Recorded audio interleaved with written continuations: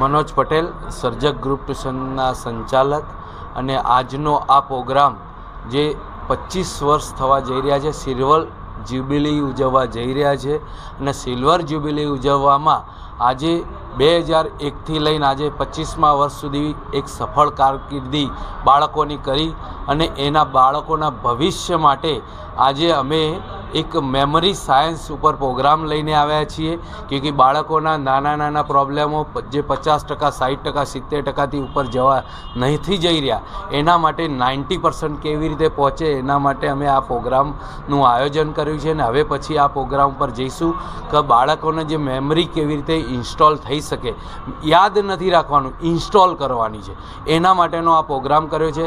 Doctor APJ Abdul કલામના mission અને vision ઉપર એક અમે એજ્યુકેમ સંસ્થા અને ફાઉન્ડેશનને અમે હાયર કર્યું છે, અહીંયા બોલાવ્યા છે. આજે પ્રોગ્રામ રાખ્યો છે અને એ પ્રોગ્રામ તહેત મેં આજે સરને ઇન્વાઇટ કરેલા છે. તો એ પ્રોગ્રામથી અમે બહુ બધા ગુજરાતની અંદર પ્રોગ્રામો કરીને બાળકોને જે મેમરી, જે યાદ રાખવાની, જે પ્રોગ્રામને ઇન્સ્ટોલ કરવાની, યાદ રાખવાની પથા નહીં, યાદ રાખવામાં શું થાય છે કે યાદ રાખવામાં આજે યાદ કર્યું છે કાલે ભૂલી જવાય છે અને હવે ઇન્સ્ટોલ કરીએ તો જે મેમરી ઇન્સ્ટોલ કરીએ તો કદી ભૂલાય નહીં. એક શોર્ટની અંદર મેમરી સાયન્સની અંદર એવું છે કે મેમરી સાયન્સની અંદર આખી બુક 2 દિવસની અંદર યાદ કરવાના. કોઈ પણ પ્રોગ્રામની અંદર કોઈ બી પેરેગ્રાફમાં કયા પેજ ઉપર કયા વર્ડ્સ લખેલા છે એ વર્ડ્સ બાળક આરામથી યાદ કરી શકે. સ્વામી વિવેકાનંદ જેસે થાય એવી રીતે દરેકના મેમરી, દરેક બાળકના આઈક્યુ તો સંપર્ક આપેલો જ છે પણ એ આઈક્યુનો ઉપયોગ નથી થતો. આપણને ખબર છે કે બાળકોનો આપણા કરતાં આઈક્યુ બહુ જોરદાર છે પણ એ પ્રમાણેના જે પર્સન્ટેજ નથી આવતા. જે પેરેન્ટ્સ કામ કરી રહ્યા છે, સંસ્થાઓ કામ કરી રહી છે, ટ્યુશનની સંસ્થાઓ કામ કરી છે, સ્કૂલો કરી રહી છે, તેમ છતાં બી અમુક બોર્ડર સુધી બાળકો અટકી ગયા છે અને એ અટકી ના જાય એના માટે અમે 90% કેવી રીતે પહોંચે એના માટે સંસ્થાને અમે ફાઉન્ડેશનને અહીંયા બોલાવ્યા છે આજના પ્રોગ્રામમાં. Thank you very much. नमस्कार, मैं आचार्य रमेश सचदेवा माई मैन एम एजुस्टेप फाउंडेशन के डायरेक्टर के तौर पर आज आपसे रूबरू हो रहा हूँ. सृजन ग्रुप ट्यूशन की ओर से आज हमें यहाँ पर आमंत्रित किया गया है.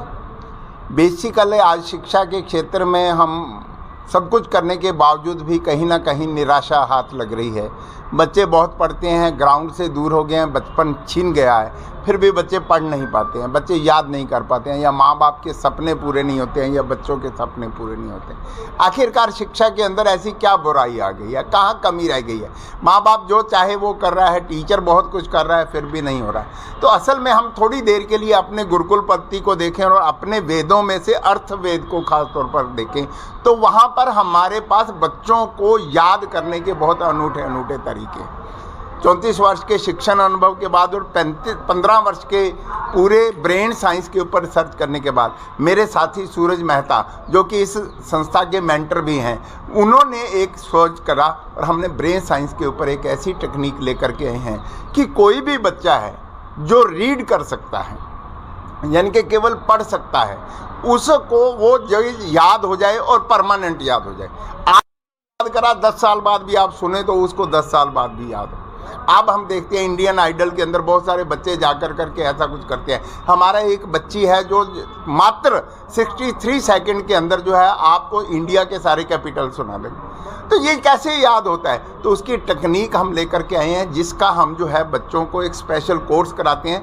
35 घंटे की ट्रेनिंग के अंदर बच्चे को ऐसा तैयार कर देते हैं. आप बच्चे को किसी भी किताब देंगे, 2 घंटे के अंदर पूरी किताब याद कर करके आपको बता देगा कि किस पेज के ऊपर क्या लिखा है. और आप यदि उसको कोई भी चीज़ देंगे, एक बच्चा जो है आपको 20 मिनट के अंदर जो है 1000 शब्द याद कर करके सुना देगा. और जब बच्चे को अपने सारे सिलेबस के हर लेसन के वर्ड याद होंगे, वकैब याद होगी और उसके टीचरों ने उसे सेंटेंस बनाना सिखा दिया, तो हमारे देश के बच्चे कहीं पीछे नहीं रहेंगे. और एपीजे अब्दुल कलाम का सपना जो 2020 तक देश को बहुत ऊपर बनाने का सपना था, उस सपने को हमने अपनाया है और उस सपने को पूरा करने के लिए माई मैन एजुस्टेप आज यहाँ सृजन ग्रुप के सहयोग से जो है हम अहमदाबाद आए हैं, जिसे इसे पूरे देश में हम फहराएंगे.